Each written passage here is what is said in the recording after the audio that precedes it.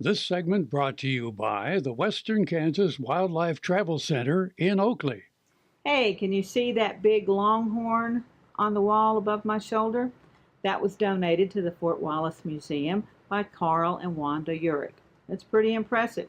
And you know, those longhorns have been used for hat racks, put on the fronts of Cadillacs, just all kinds of things. Just like antlers, they're put together for chairs. Like there's one, I think, over in North Platte for in Bill Cody's home. Got that great antler chair.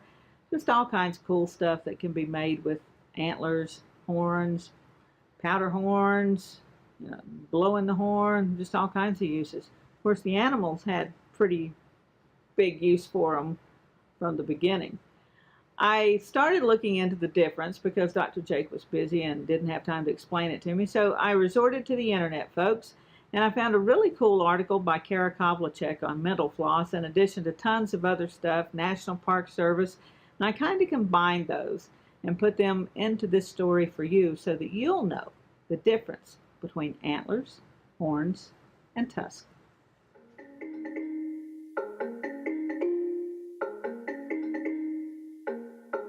Have you ever wondered what the difference is between horns and antlers?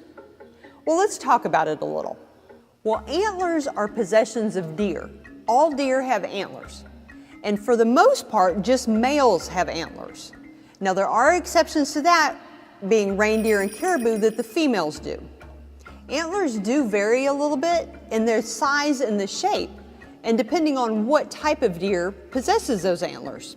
One species of deer, the white-tailed deer, is indigenous all across the United States, so this type of antler is very familiar to most people. Now, a different type of antler is a fallow deer. Now, the fallow deer have a palmated antler, and they get the word palmated because it looks like the palm of our hand. It has a broad, flat piece with little appendages coming off of it. Now, every year, deer lose their antlers and grow a whole new set. Horns are totally different. An animal is born with little bitty nubs that develop into these long horns, but they stay with the animal the entire life. The horn has a bone core that is part of the skull and is attached to the skull. And on the outside, there is a keratin sheath. And the keratin is the same thing that our hair and fingernails is made out of. Antlers are made out of calcium, the same as our bones. Now, just like deer, it depends on the type of species that it is as to what their horns look like. And horns can look very different. Another thing that varies between species is whether or not the females have horns. And that varies greatly. One good way to cheat if you're visiting the wildlife ranch is to refer to our guidebook. For every animal, we also make note if the horns are possessed in just the males or in males and females. I did bombard you with a lot of information, so just to recap quickly. Antlers are possessed mainly by males, except for reindeer and caribou. They're also made out of the same thing that our bones are made out of, and are grown and lost every single year. Horns, on the other hand, can be possessed by males or females, or sometimes just males, and are made out of the same thing our hair and fingernails are made out of, and they keep them their entire life.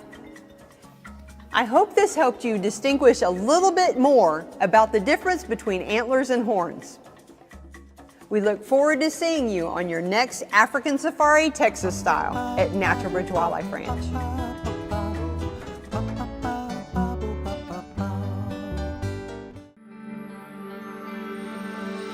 Welcome to Western Kansas Wildlife Travel Center, right here in Oakley, Kansas on I-70 at exit 76.